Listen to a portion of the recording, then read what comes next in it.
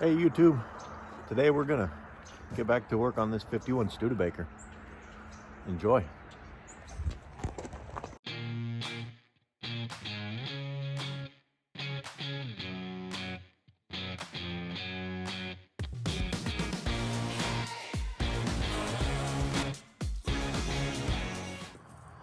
So as you saw in the last video, we got this thing to run. It took quite a bit of work to get that engine unstuck. Today we're gonna try to actually get it to start and run dependably. That's not gonna happen. But we got a few things. That carburetor's leaking really bad. We're supposed to have gaskets for it, but now they're not gonna be here till next week. We'll check out a new fuel system that I built for starting these old cars. We'll go over a little bit of 6-volt electrical action that I learned because I don't know much about these. And now I'm learning some more. And then we got to get into that starter right there, because every time this thing tries to start, it disengages and you can't keep cranking on it. Which on these old cars, when they're chugging, trying to start, sometimes you just got to keep turning the starter until you get happiness. So do that. We got some cool new stuff. By new, I mean 1951 dipstick tube, which I'm unreasonably happy about. That thing's pretty cool. Thank God for the interwebs. You can find stuff like that. So now we can actually check the oil. That's a plus. And yeah, hopefully this thing is idling and revving up and doing all the stuff engines are supposed to do. And then maybe we can put that cooling system together today after we get it running and see if it's got forwards and reverse gears. All right. Well, it's, oh my God, too early in the morning and it's cold. So let's work on a starter.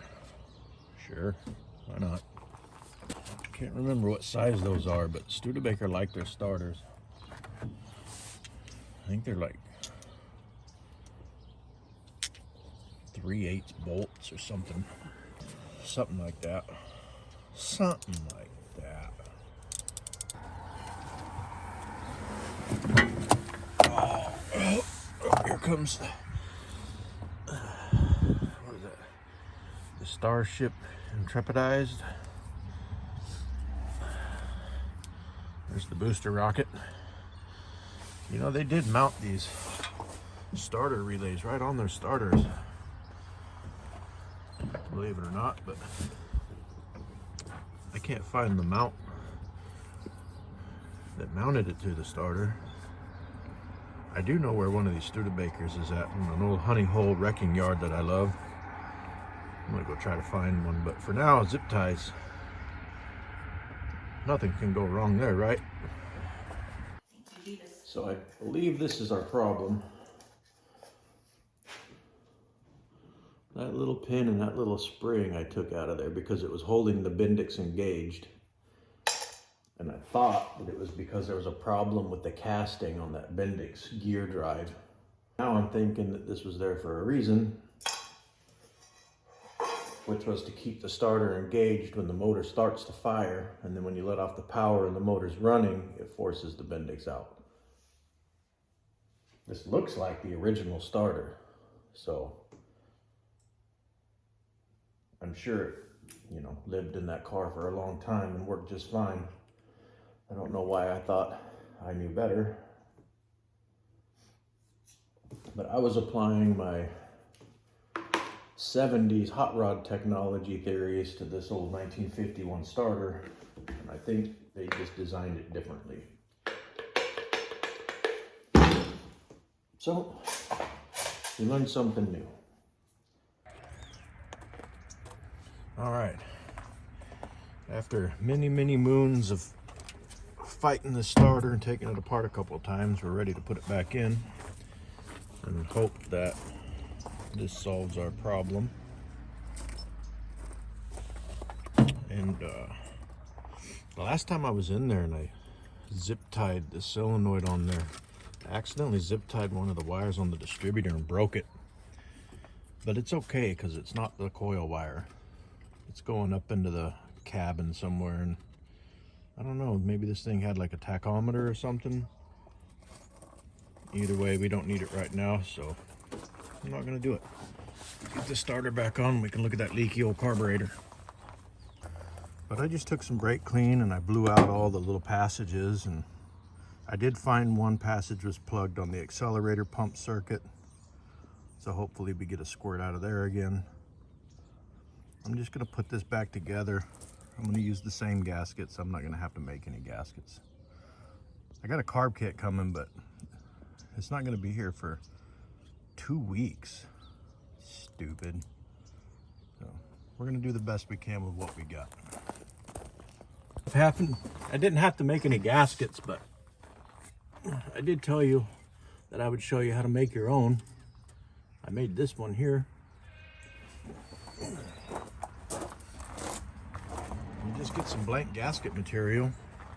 You can get it at any parts store. If you're in a pinch and you just need a gasket to get you home, you can even use cardboard or duct tape. But what I do is you set it on there, and then you take a small hammer and you just very lightly tap around the edge, and the sharp edge of the piece you're working with will cut the gasket as you go around. And then the same on the inside. I just tap a little bit with a hammer real lightly. You don't want to hurt the part you're working with, and it cuts that hole out just nice. And then you just mark where your holes need to go, and you can either cut them out with an X-Acto knife. I got some little punches that are round that just punch those holes right out. And that's an easy way to make a gasket. It's better than trying to cut it and match it, and it works. Okay, take number 15. Now that I'm recording, we'll try again. I'm gonna try to get as much fuel as I can into that fuel bowl. Like so.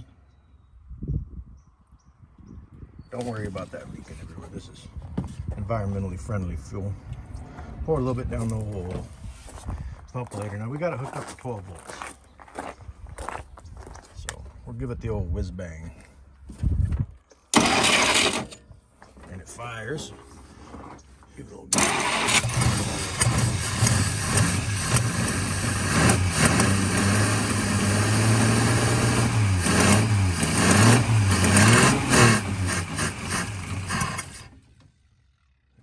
good.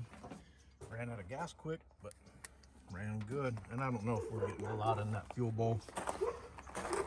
But see, here's I think part of the problem is this coil. It says 6-volt coil, but I know that part number right there is for like a 70s car that uses a 12-volt starting system but still has points. So the coil is internally regulated down. Oh, we're not filming here. Don't worry. I got you on camera. So we got it down to, it needs 12 volts power is what I'm trying to say to you. All 12 of them. 12. To that, then it regulates it down to 6. Well, the 6-volt battery isn't giving it 12 volts because it ain't got 12 volts to give. And then hooking 12 volts up to that starter, it's not gonna hurt it. It's fine. Now we just gotta figure out a way to keep this float bowl full. Fuel bowl full. We might try to use that pump. We might use this little gas tank contraption I built, but if we could keep fueling that, it sounds like it'll run. And then maybe we can see if it goes forwards and backwards today. Sweet. Don't worry, I wasn't filming. You just pull up and honk. It's okay. All right, it's time to put this cooling system together. And the first thing I noticed is I sprayed a little doobie on there, but there's a bolt broke off right there. We're gonna zap that with a welder and weld that nut right on the end of that and see if we can turn that out without too much headache. The nice thing about welding a nut is, of course, it gives you something to grab a hold of to turn it, but it also puts heat in there. And As we all know, heat makes things move. So, 2 things at once, or something. In place, hopefully. Where are your goggles at, Al? I have goggles. I'm gonna do safety squints. Now, safety look the other way. Yep.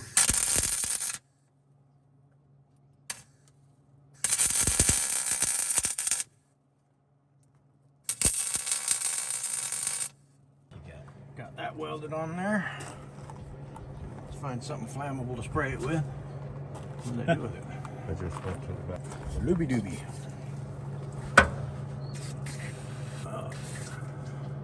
You just need to simmer down now. Just cool it down a little. Cool, just simmer down now.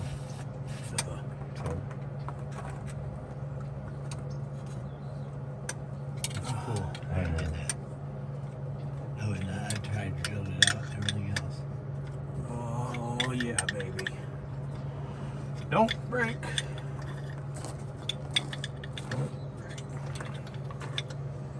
If this comes all the way out, you gotta lick it, Kevin. Yeah. So, pretty sure That thing buried. done and done. I wonder how many people think, oh, I wish I would have thought of that. That was slick. I'd like to. There you go. One removed broke bolt. Perfect. Those threads are a little bit boogered up, so we're just gonna chase them real quick. Remember that one when they started to Got the water pump on, kinda. Putting the fan on. I managed to grab a belt. The first one I grabbed out of my stash and it fit, believe it or not. And I'm not totally sure, but I am totally sure that I used these bolts for the radiator. Put the fan on, so I'm just gonna change over. Get some new 5/16 hardware in there. Take these back out, put the radiator in. Just because that's where they've lived for 100 years. All right, I'm gonna need both hands. something Volkswagen. Hey, check this out. Assembled in USA. McCord Corporation. Made in the USA, Detroit, Michigan. It's pretty cool. I wonder if that's the factory tag or if that's a rebuild tag. This would have been made in Detroit, right? Probably. A lot of Chevys were. I don't know. Apparently this was. Cool. I like old junk. So I don't think I'm going to have a radiator hose this small diameter in my stash. But look at this bottom one. It's brand new. Put that right back on. Here we go. I didn't know this, but this radiator cap was made by that same company that does pineapples. That's pretty neat. And it is bright. I mean, good Lord. They wanted you to know that Dole made that cap when you open the hood, that's for sure. You can have a blower on this thing and the first thing you'd see is Dole. It's kind of neat though. I like it. I think that's gonna go in my pocket stash. All right, who's taking bets? Found this in my hose stash. It's fancy. It ain't even a flexi hose. I think it's about the right diameter. Look at this. Look at this. A little twist of flex to it. I think that's gonna work. I just need someone with tools. Help. I need an adult. It's right there. Yep, right there. You found it. That's it. Let's put some. Make sure you don't hit anything else while you're doing this. You have to be real careful with it. You don't want to hit anything else. Standards. All right, young men that watch my channel, this is what sex is going to be like when you get older. Is it what? That hurts. Can't really find it, shaking around. Oh, careful. Twisting it. Yeah, twist it. Don't. You might have to take that all the way off, and then we'll just take a razor and cut that hose, because you'll break that tank solder really Yeah. easy. So when you're working on these old ones like this, especially with these copper tanks and stuff, you got to be real careful. You saw how that flexed when he went up and down on it. That can break that solder. and that's no bueno. It's fixable. Just a pain. It's just a pain in the ass. Usually I got a bunch of hose picks and I'll stick a hose pick down in there and then work it all the way around and break that loose and then slide that off, but I don't think this hose is going to work. I don't think we need to worry about saving it. I just didn't know in 1951 that they had wireless water hoses. It might be an aftermarket one. Yeah, it's up. It must be updated aftermarket. What about your Bluetooth finger? water hose. Always cut towards yourself and others. Yep. I understand. You like how I snuck that Bluetooth water hose line in there and none of them got it? Nope. This is my new family member. This is Freya. I got my shot. Hi, Fatty. Hey, Daddy. Don't trouble. And that's Mom. She don't want to be on camera, so she's trying to hide. Say hi. Real Say, booby. already hitting. Say, I like booby. That's true, pretty much. Is there another? Oh, poor thing. Perfect. Safety squints.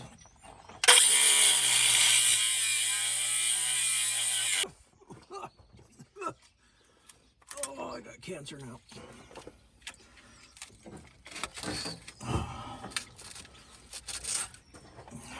Can we save it?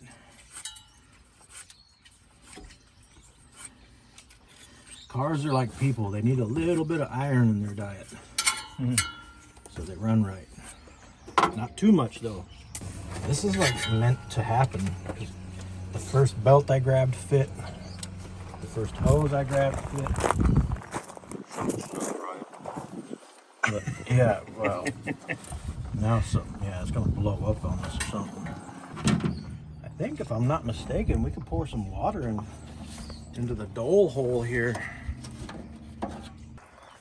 I'm filling it up with water and I hear a leak. Yeah, never plugged that off. We'll get that plugged off and then continue filling. Super bummed out though because my Dole pineapple cap, look, it's bent. Now you're gonna be able to fit it on there with that big old long bolt sticking out of it. Hopefully. Maybe. You want to put a clamp on it first? Yeah, I do. I just want to make sure I got it wrong. Oh yeah, that's what I would have said too. So we redesigned our hose block off. We went back to the engineering table and drew that up. Now I should be able to fill it up without whole water spraying everywhere. Now we got water in it. Really bummed out about my Dole cap. Now let's get fuel going to it and we'll let it run for a little bit. Well, here's my new, to me, state-of-the-art old car fuel system. I got a boat tank. I got an old clickety-clack. That's what I used to call them. I don't know. It's got a pre-filter and a post-filter. Don't know why. Don't care. And then it just uses my 12-volt Milwaukee batteries. And you just turn it on. And it should fuel this old car. I do want to make sure, because one point when we took this carburetor off, that intake was filled with gas. So I want to make sure I'm not overflowing this bowl and over too much pressure and overcoming the seat. So I'm going to look down in here.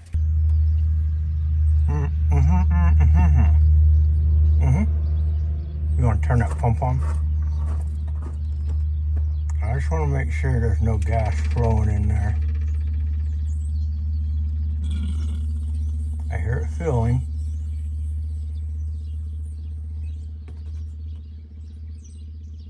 And we're good. I don't see any gas pouring in there.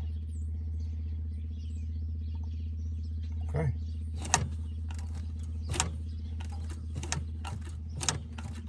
I also don't see the accelerator pump working. Turn it off. No, I think we're good. Let's let it run for a little bit, eh? Oh, I guess I'll put the battery back up here first. All right, so I went ahead and disconnected that generator because even though we started this before, it never had a belt on it, so it wasn't turning. And there's bare wires. Pretty much every wire is bare wire. So maybe we won't burn the car down.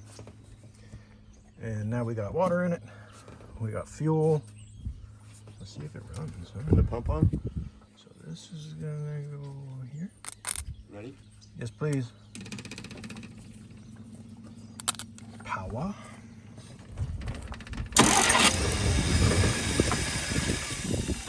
Almost just idle.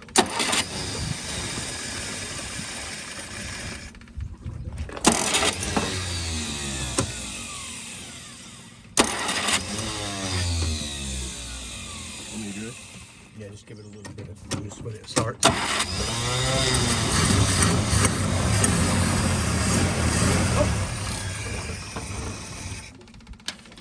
Okay, so we immediately broke that oil line somehow. And I think that got broke during our first attempt at blocking off that water passage. On the good plus side, we know it's got oil pressure because it pumped oil. And that goes to a fuel gauge, probably mechanical. What about this? Probably mechanical. We're gonna have to figure out how to block that off. So we just put a screw down in that. Hopefully that'll stop the oil from coming out. And let's try it again.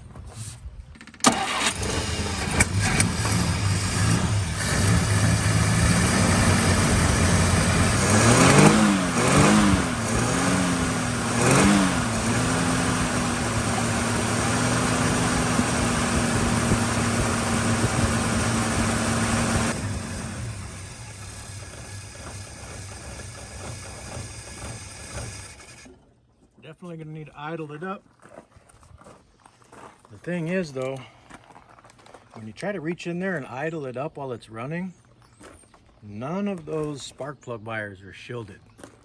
And that hurts, because I just got hit like 4 times and I didn't like it. So I'm gonna go ahead and idle it up now that it's not running, then we'll start it back up, see if it idles.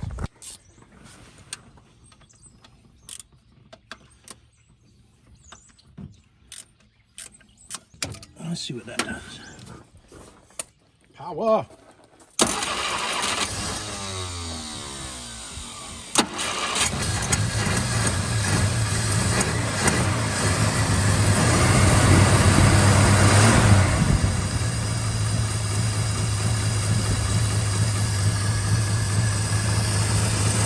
Idling. Idling.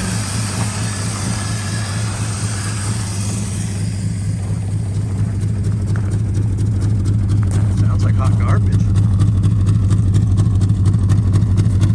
So I just gotta be camming it because it's got burnt valves and it's missing. But that thing's running, baby. I wonder if I can get in it and use the gas pedal to rev it up. That seat's custom.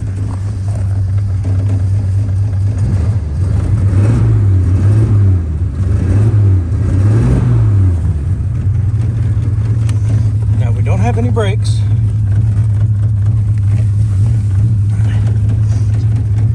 Hey Kevin, you want to be standing by that battery to pull those clips off in case something bad goes wrong here? Well, it moved it backwards. You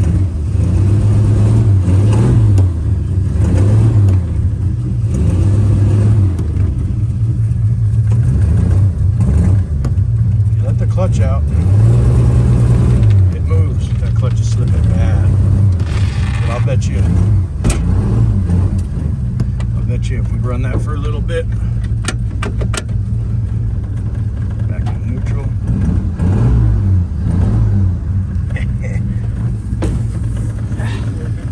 Oh, connect. Oh, I'm stuck.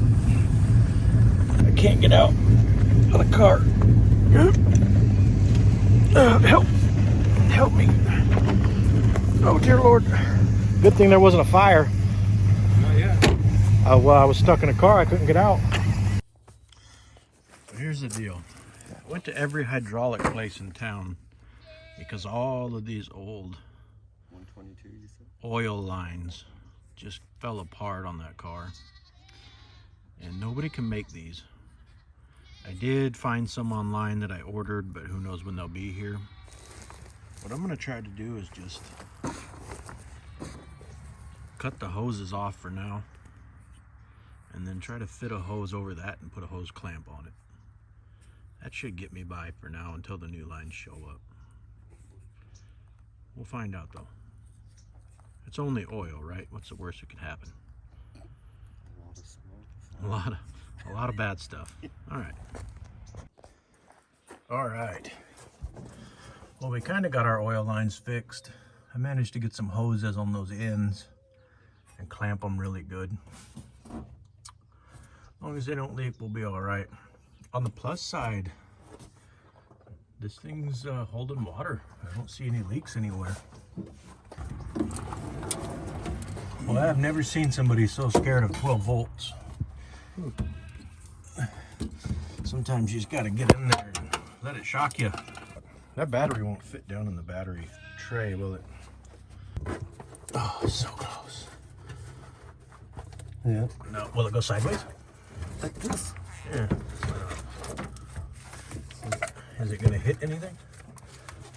No, it's pretty close to everything. It's fine. Yeah. I'm not scared. Are you scared? It's only 1951 stuff that you can't replace if you break it. There we go. Now we're cooking. All right. We'll turn on our gas. Ready? Fire it up. Nothing. Nothing. Did it come off of the... It came off right here. So where's the other end of that? Right there. Don't hit the button. Oh, come on. Do not kill me with fire. Okay. Try it now.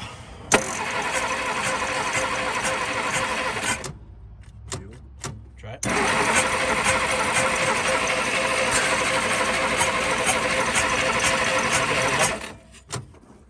Oh, coil wire fell out. Let me unhook that coil before I kill myself. And get that coil wire Don't worry, you get a banged head out of it too. back in. Now we'll hook the coil back up. Ha!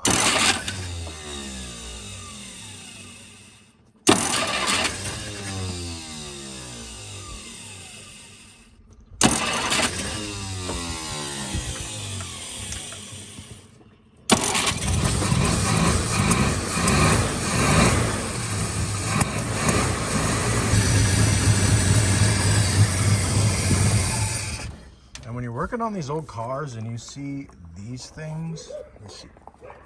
What happened? Who is it? Get him. Let me see if we can get down here where you can see it. Alright. So if you see that little silver thing right there, that's on the distributor. That opens just like that. And there's a hole there. Okay. That's on the distributor. This is where are we at? There we go. The back of the generator. There's one that opens. Okay. And then there's one at the front of the generator. A lot of times on some older cars, there's one on the water pump. Just anything that really spins. If you see one of those little flappy valves there, that is actually for oil.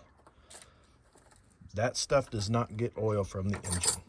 You have to put oil in there. And believe it or not, that's... Remember those old oil clickety cans, or the ones that went clink, clink, clink, clink with the little sticker spout poker? That's the kind of stuff those were for. You flip that up, stick the little thing in there, plump, plump, plump, plump. That was all part of servicing your car, making sure it ran right.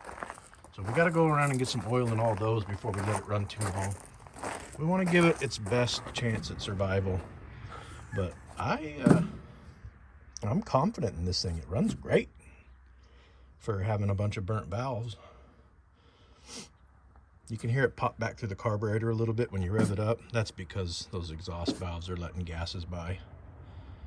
They were pretty chewy, a couple of them, but we can drive it like that. All right. Well, it's taken us a little longer to do this car than we thought. We've been in the process of building a hair salon back there for my wife, cleaning up the property, doing other stuff. I don't know. I gotta go back to work soon. I don't want to do that either. But that's gonna do it for this video. My goal today was to get it where you could hit a button or turn a key. Key turning's not gonna happen in this car, not for a while, because all of that wiring is just like, there's more copper showing than there is actual shielding on the wire. It's no good at all.